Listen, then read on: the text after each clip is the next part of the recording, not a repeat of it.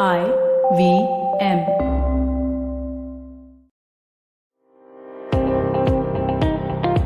Welcome to All Things Policy, a daily podcast supported by Pragati, a flagship media initiative of the Takshashila Institution.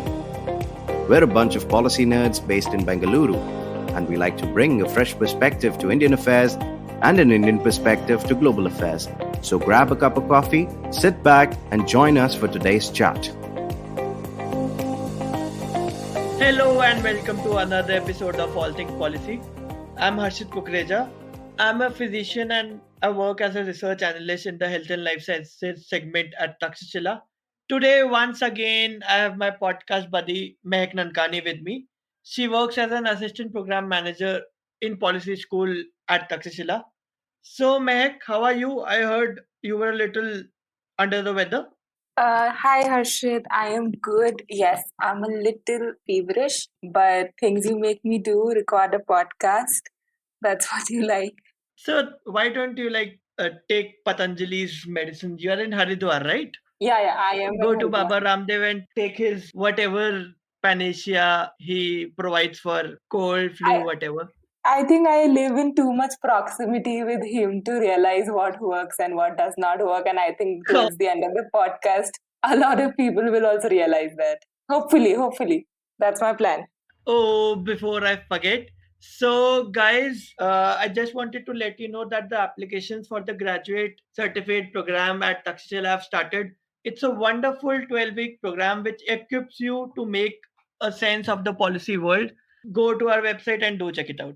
Yeah, let me plug in the courses since I manage policy school and I'm basically employed at policy school. Guys, do check out the programs. We have applications open for technology and policy, advanced public policy, and defense and foreign affairs.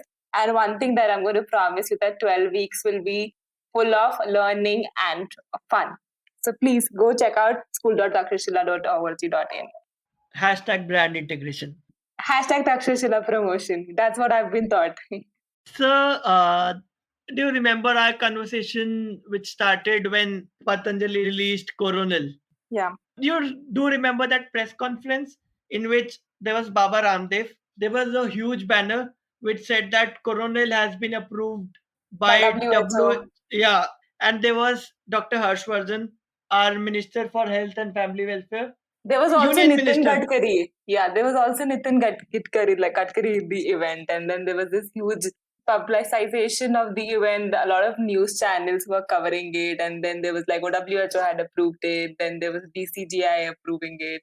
And that, of course, came as a shock to me, but like a happy moment for a lot of other people. So I So remember that event. WHO did not approve that Coronel medicine. If Correct. you And it's a, call yeah. if you can call it a medicine. Yeah, please continue. No, I was saying it's so easy these days to just make these false claims, and then you for a common man to understand how WHO approves or disapproves a new product in the market is difficult, and it's very difficult for them to understand, and for people like Baba Ramdev, and when the government, the union government, and other ministers come in support of it, then it of course spreads misinformation, but. I remember when Coronil had launched and I was in my hometown itself. It was during the first wave of, I think somewhere during the first wave of COVID. And even like my family members had somehow asked me to probably take it every day. And then I realized what kind of misinformation spreads when a person with this much popularity comes and says that this will probably heal, and with dubious claims to make.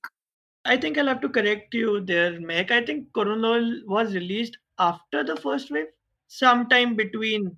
Yeah, that's what I'm confused. Like sometime post July. I remember it was in 2020, but probably sometime after the first wave.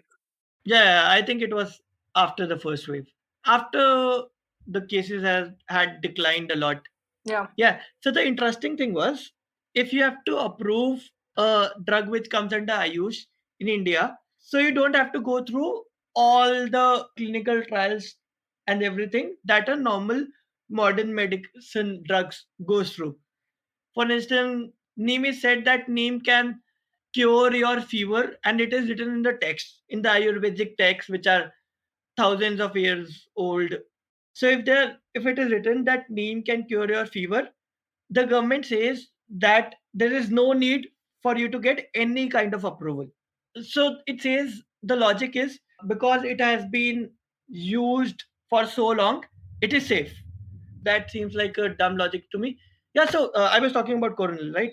So Coronel was approved by basically nobody. I think it got some kind of a certificate of pharmaceutical product from the AYUSH section Yeah, of I the. think we'll need to take a step back and realize the claims they were coming from. I remember that person had made that it was based on a scientific paper, and then there were claims. And if you realize that scientific paper was co-authored by Balakrishna, who is himself a huge part of Patanjali, and even in the trials that were done before approving Coronil were actually very problematic. So if you see, then other drugs which were approved in US earlier in the earlier phase of COVID were done on approximately more than 1,000 people. But if you see Coronil, No, no. So, it was Mahek, the drugs which we usually use, they are done on thousands of people. For instance, there's a steroid called dexamethasone, which we have used in Mhm. COVID.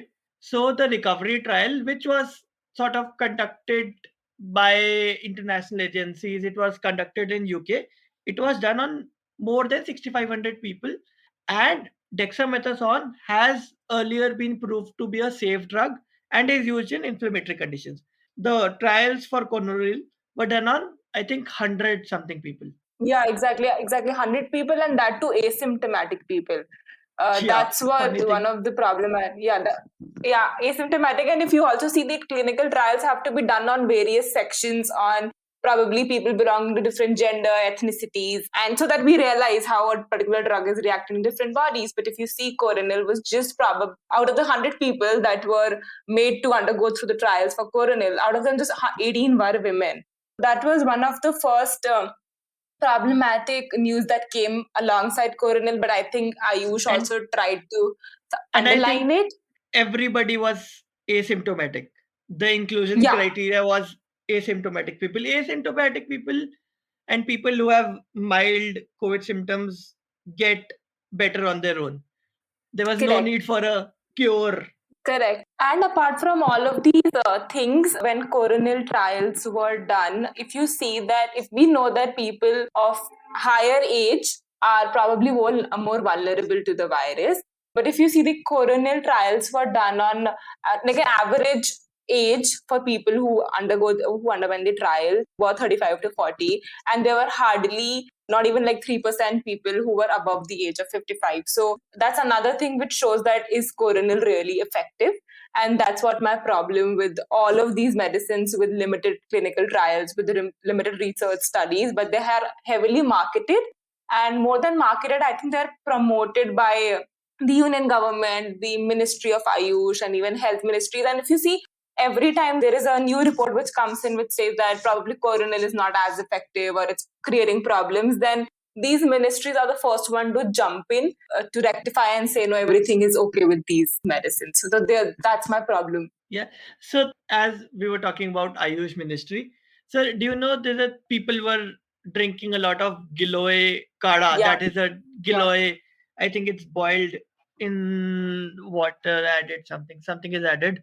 So as people were taking a lot of Giloy, so what happened was there were some studies which pointed out that as the intake of Giloy increased, some of the people were getting. liver So, toxicity and like yeah, yeah, drug yeah, induced yeah. liver injury. Yeah, I remember like there was sometime in July last year when there was this study which was published in Journal of Clinical and Experimental Hepatology, which said that all of these people who had consumed Giloy had developed this drug induced liver injury, and the reaction by Ministry of Ayush to it was funny yet very problematic. Yeah, go ahead, So, Harshit, you were saying something. there was a doctor. I think he was Cochin based. So he is super specialist in hepatology. So he did a some kind of a talk show or a YouTube show for some local channel. So he said that Giloy is causing a liver damage. So what the Ayush ministry did was they said that the statements are derogatory and misleading and should be Yeah. removed. But they were based on sound scientific data. the Ayush ministry did not present counter facts or counter studies. They said that Giloy is called Tinospora cordifolia. That is the scientific name for Giloy. They said that it is mistaken for another similar species, Tinospora Yeah, crispa, ha, which can be which poisonous. can, yeah, which can lead to liver damage. No liver damage is because of Giloy, and they sent a notice to this doctor and said that you are degrading the Ayush system, and they said something about misinformation or something, which is the irony. The Ayush ministry is spreading Correct. misinformation.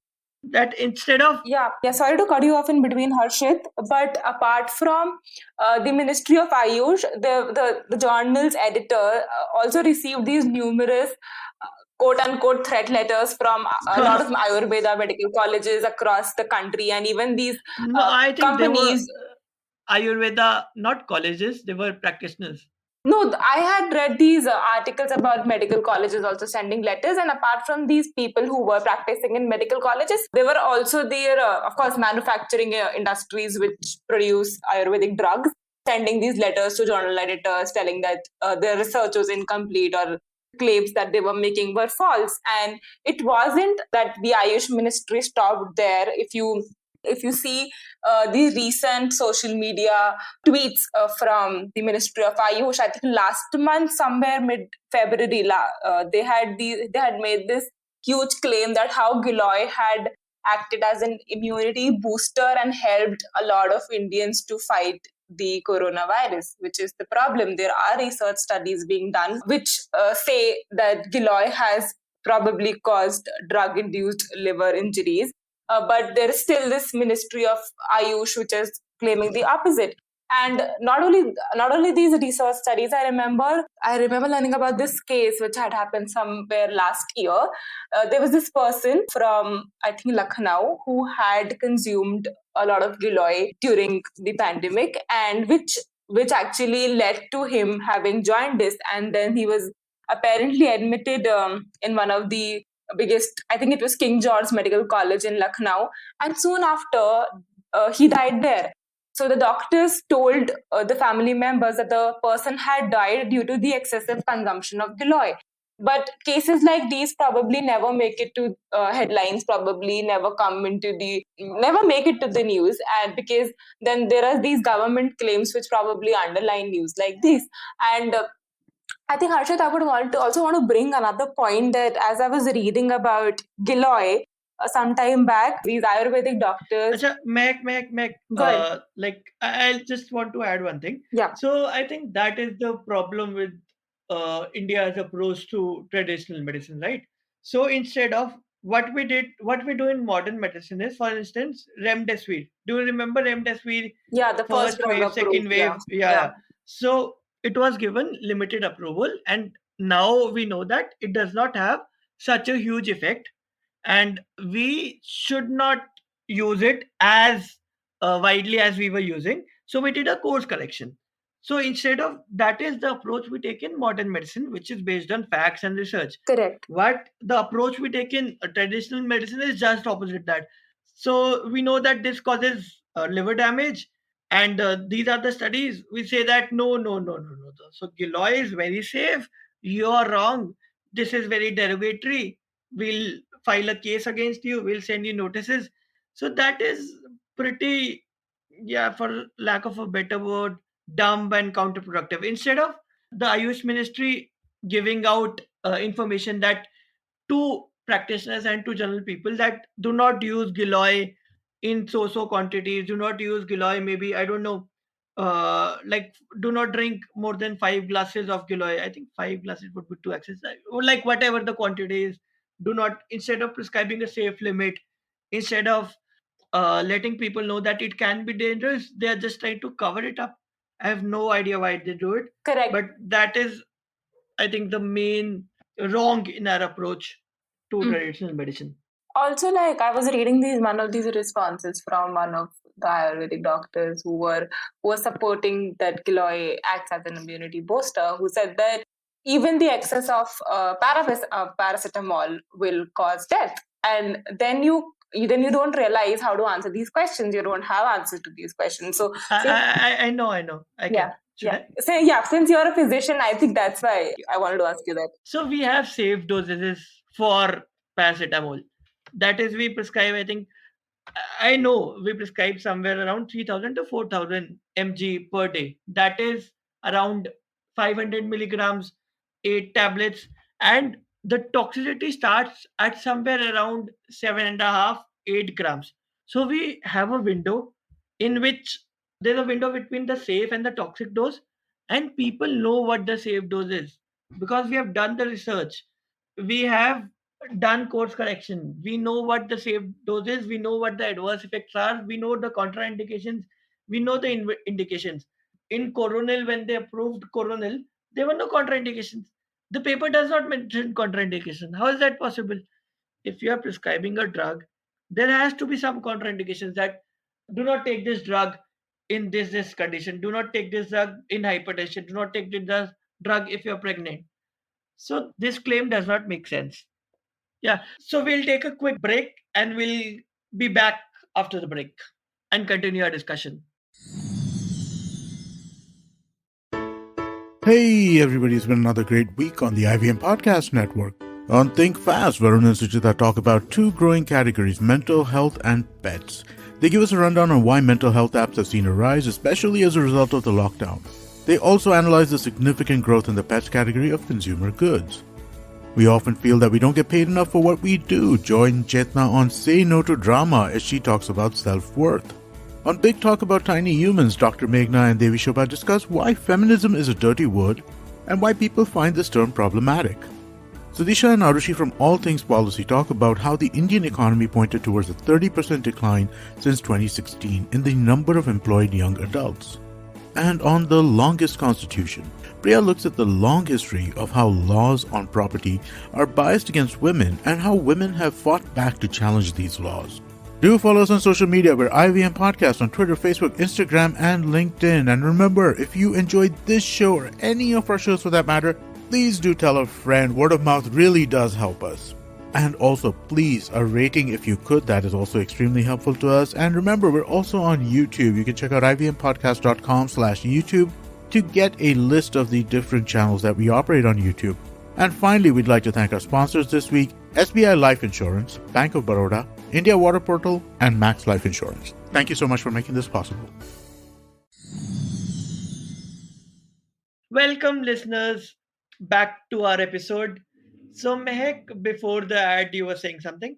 Before the break. Yeah, I think I would want to take this discussion towards discussing Ayush more in detail, the Ministry of Ayush. We know that from start of the pandemic in 2020, the Ministry of Ayush has approved a lot of Ayurvedic remedies, either as probably antiviral cures or probably just as immunity boosters. And because it was the ministry claiming all of these things, a lot of people have accepted it. And as you told before, that these drugs do not really require prescription and can also be given with allopathic treatments. For example, when I was tested positive for COVID last year, I was having both allopathic. I was having the allopathic medicines, but the doctor himself had asked me to have these Did you immunity boosters. did you get your liver checked? Liver enzymes? I think that's a discussion for some time later. But yeah, so my point is that in recent times that Ayurveda has tried to claim this parity with modern science, and probably while fending off the scientific scrutiny. And for last couple of decades, there have been finding these alternative ways of knowledge that can put modern science in backstep. And there's this zeal to challenge the modern science, the allopathic medicines. And so, what according to me has happened is that people who are in traditional medicine, and I would want to make one point very clear at this point in time, I'm not against the Ministry of Ayush, and I'm not against either Ayurveda or Unani or Siddha or So, homeopathy. so, so, so you are with wasting money and misinformation and making people sick. No, I Not think expected no, of no, you, Mahek. no, no. I don't think so. But That is not a good thing. no. Let me complete. I don't think so. I'm against it because, for example, healing or some other things which probably my parents have given me have worked for me, and that's why I am not personally against the idea of using it probably once in a blue moon because it has worked for me. But I would also want to make it very clear So that it's you a very know what Go ahead, go ahead. Please Yeah, complete so you yourself. know what so you know what works when you're hungry? Food. You know what works when you're thirsty? Water.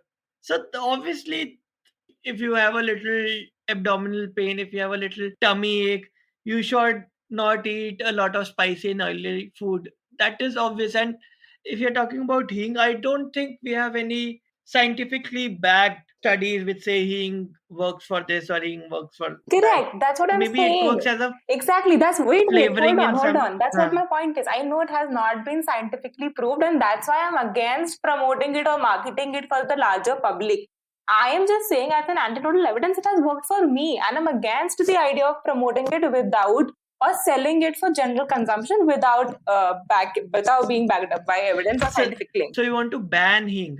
No, no, I don't want to. Eh, I'm saying I want to use it. Let me use it.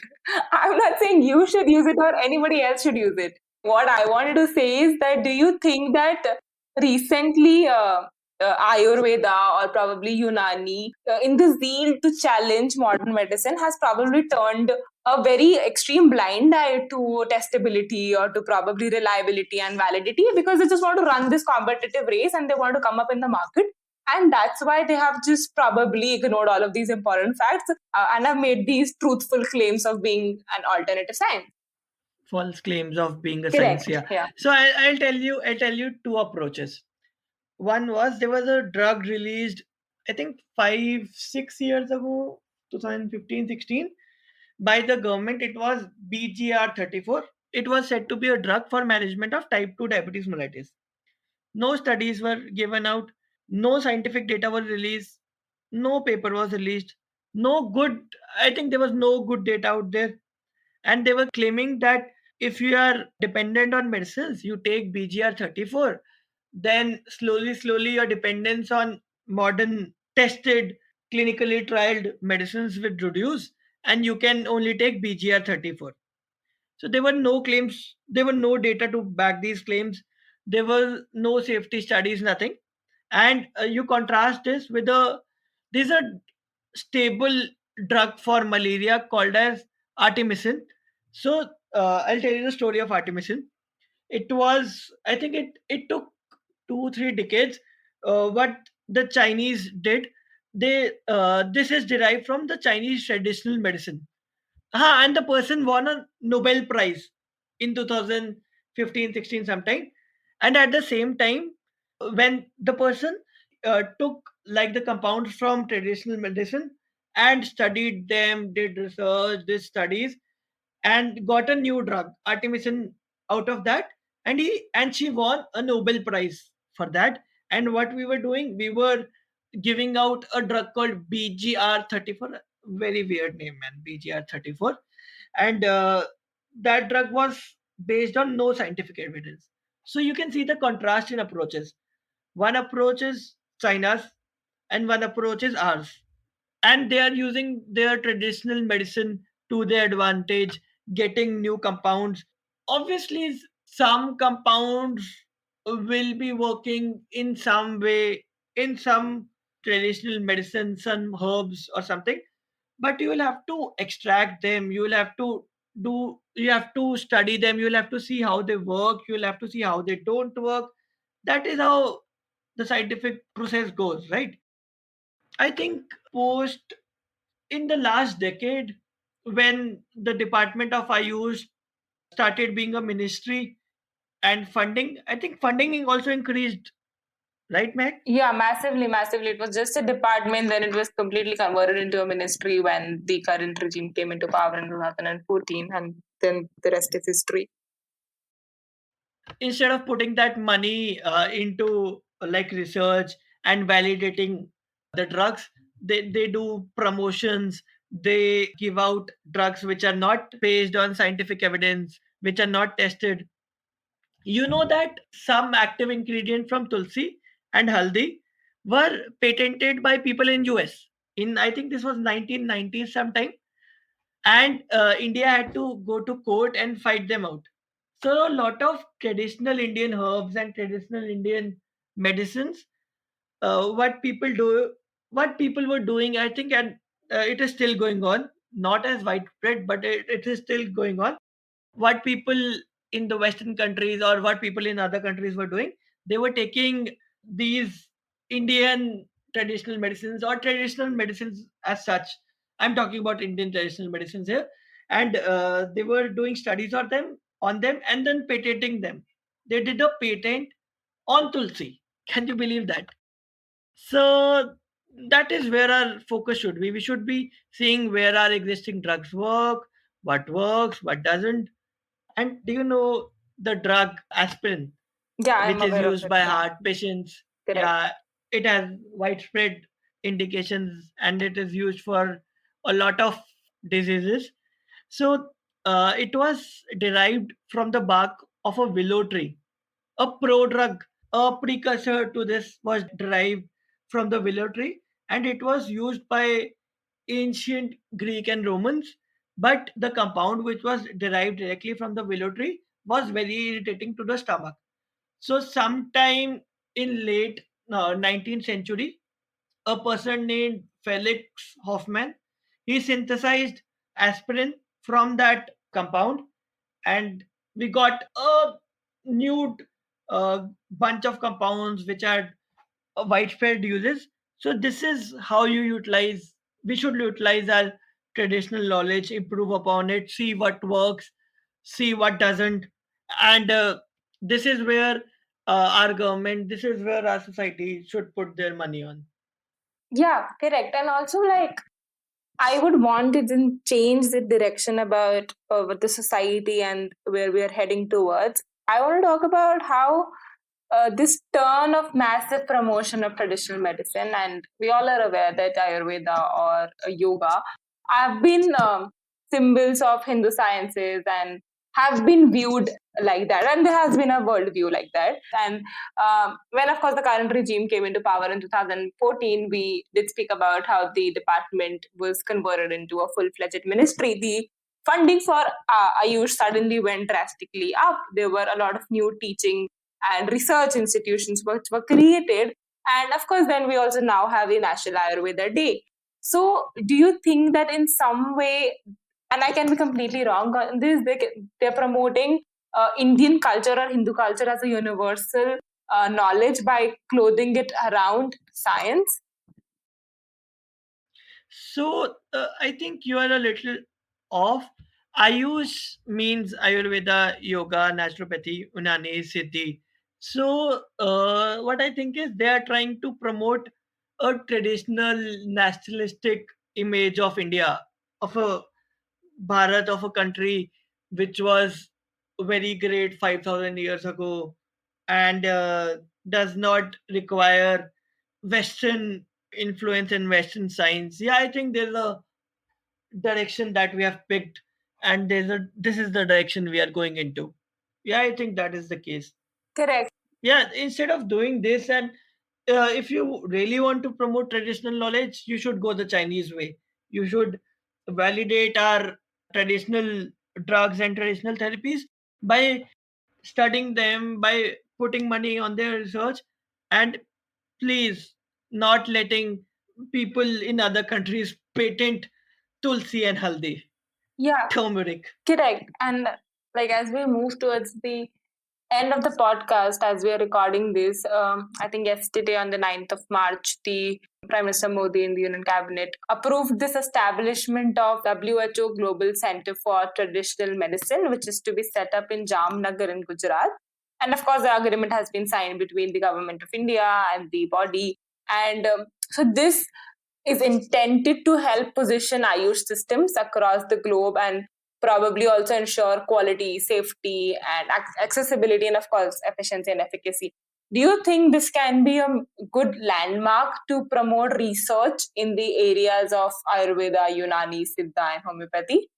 If WHO has a lot of say or a lot of influence in this joint venture, I think this would be a good step in going into the right direction. I think whatever research or whatever guidelines come out of this center would be rational and based on sound science. I at least I hope so. I want so, Yeah. because a lot of physical, a lot of we have gone through a lot of chemical compounds, and I think there is a better possibility of getting newer derivatives from traditional medicines, from traditional compounds, to solve our everyday diseases. Correct. Yeah, I think so. And do you think And we extensive should go the China way. Yeah, and do you think extensive research is probably the way out and the way forward? Yeah, extensive research and admitting when you are wrong. Not you are wrong when your evidence comes out. So interestingly, sorry, just the last point I wanted to Yeah, make. yeah. In 1930s, 1940s, doctors in the United States promoted cigarettes, promoted smoking. There were huge ads with physicians wearing white coats and having stethoscopes, which said that having a cigarette clears your lungs, reduces coughing. So, although there was some evidence which related smoking to diseases, but a lot of the scientific body was not convinced because there was not a lot of evidence which said that smoking caused diseases, and there was a lot of lobbying from the tobacco industry, from the smoking industry. So but we learned, and now I don't think you will find a doctor who will say that smoking was good for you. Yeah, If correct. he says smoking is good for you, I think he's an idiot, and you should stop seeing him. So Mehak, will you be going to Baba Ramdev's I've never been to Baba Ramdev, Patanjali? although he once visited my school, and that was the most bizarre day at my school. It was funny, although. But yeah, I live so close, like, I've never visited the Patanjali Yogpeeth. I have never been inside. So yeah, that's strange, although I would Uh, want to someday see the bizarre things happening. I've also never been inside the factory as such, but I was I think somewhere around campus or something.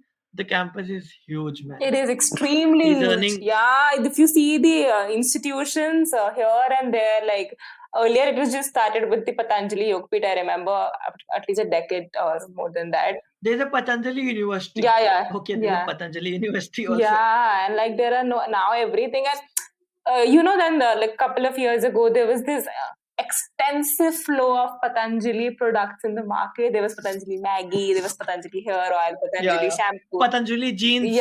exactly. So imagine the amount of products that we have here in the market, and there are shops everywhere. So yeah, it's very commercialized, of course. That's always one of the things. But I also see a lot of people who have problems do visiting the peat very often. So I think if we had put money in maybe a franchisee of Patanjali, I don't think I could have afforded one, but still I would have been pretty rich. Very rich. It would have gone against my ethics, whatever ethics I have, Yeah, but I would be like super rich. yeah, that's I think I would have been a little ethically ambiguous sitting in my Ferrari red. yeah, Yeah, that's true with bodyguards all around. I don't know about bodyguards. Mehek, any comments on how we lost a lot of money and what we can do to make it up? I just hope my parents don't listen to this podcast. That's one thing I want. But yeah, I'm still in the process of making them believe that this is probably not the best alternative to medicines. But yeah, hopefully in Yeah, future but we'll be when you have the Minister for Health, Union Minister for Health, promoting it. Yeah, and the government of India, yeah, backing medicines, I don't think they would be correct. very likely to believe you when Yeah. you say no, no, no, it doesn't work. And yeah, I obviously, think also like there are these major publication headlines like 10 reasons why women should consume this, are probably ashwagandha or something. And then there are these claims and everybody's like, my parents will have the simple answer, read it's on Google. It says it's there. And then how do I say, okay, it's wrong? Or probably it's just not backed by scientific evidence.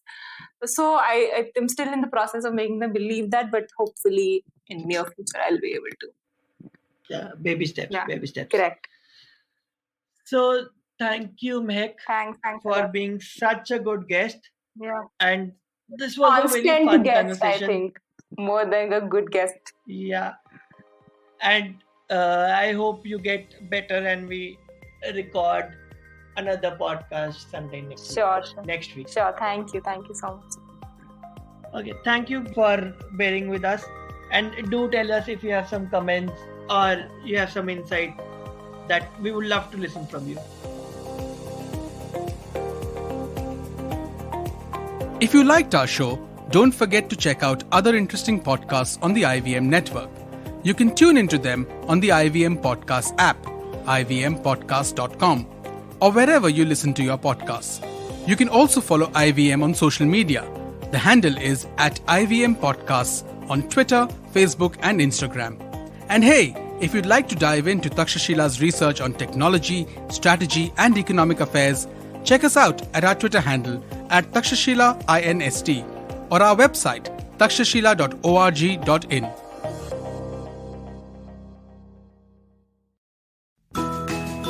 We face 100 dilemmas every day while raising our children and nurturing our families. Why not let science help us make informed decisions to solve our dilemmas? Hi, I'm Devi Shobha. And I'm Meghna. We host Big Talk About Tiny Humans, where we will help you unpack challenges around parenting and your child's development. And more importantly, we will equip you with research-backed strategies that you can readily act on. Tune in to our podcast every Wednesday on the IBM Podcasts app, website, or your favorite podcast platforms.